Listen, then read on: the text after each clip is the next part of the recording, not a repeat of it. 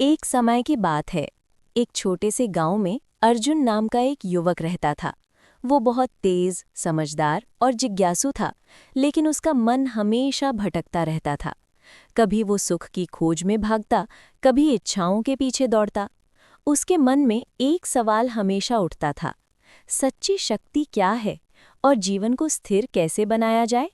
एक दिन गांव में एक संत आए। उनके चेहरे पर अद्भुत शांति थी, आंखों में गहराई और वाणी में ऐसा तेज कि लोग दूर दूर से उनके दर्शन करने आते। अर्जुन भी उनके पास पहुंचा और पूछा, गुरुदेव, मैं बहुत कोशिश करता हूँ, लेकिन मेरा मन स्थिर नहीं होता। इच्छाएं मुझे बार बार खींच ले जाती हैं। क्या कोई उपाय है? संत मुस्कुराए और बोले, अर्जुन, क्या तुमने ब्रह्मचर्य का नाम सुना है? अर्जुन ने कहा, सुना तो है, लेकिन समझ नहीं पाया कि ये वास्तव में क्या है। संत बोले, ब्रह्मचर्य केवल शरीर का संयम नहीं है, ये मन, वचन और कर्म की शुद्धता है। ये वो अवस्था है जहाँ मन किसी भी विषय में भटकता नहीं, बल्कि अपने लक्ष्य और आत्मा में स्थिर रहता है। अर्जुन ने पूछा, लेकिन गुरुदेव, इसे कैसे अपनाया जाए? संत ने पास रखे एक दीपक की ओर इशारा किया और कहा, देखो इस दीपक को। जब तक उसकी लौ स्थिर है, वो अंधकार को मिटाती है, लेकिन जैसे ही हवा आती है, लौ डगमगाने लगती है। मन भी ऐसा ही है। इच्छाएं और विकार उस हवा की तरह हैं।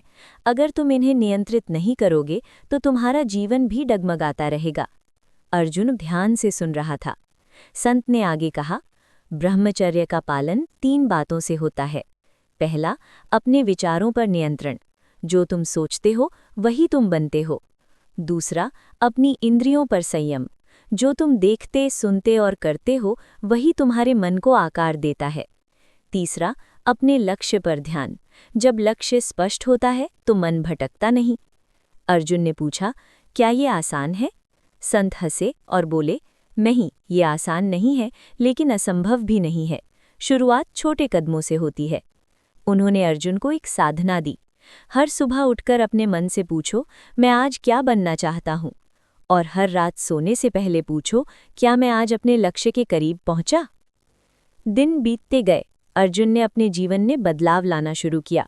उसने व्यर्थ की बातें छोड़ दीं, अपने समय का सही उपयोग करने लगा और धीरे धीरे उसका मन शांत होने लगा। पहले जो इच्छाएं उसे खींचती थीं, अब वो उन्हें देखता था, लेकिन उनमें बहता नहीं था। कुछ महीनों बाद वो फिर संत के पास पहुंचा। अब उसके चेहरे पर भी वही शांति थी। संत ने मुस्कुराकर पूछा, अर्जुन, अब बताओ, ब्रह्मचर्य क्या है? अर्जुन ने नम्रता से उत्तर दिया, गुरुदेव, ब्रह्मचर्य कोई नियम नहीं, ये एक अवस्था है जहाँ मन भटकता नहीं, बल्कि अपने उद्देश्य में स्थिर रहता है।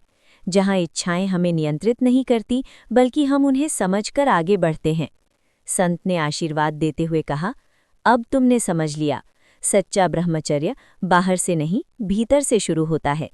और उस दिन के बाद अर्जुन केवल एक साधारण युवक नहीं रहा, वो अपने मन का स्वामी बन चुका था। कहानी का सार यही है, जो अपने मन को जीत लेता है, वही जीवन को जीत लेता है।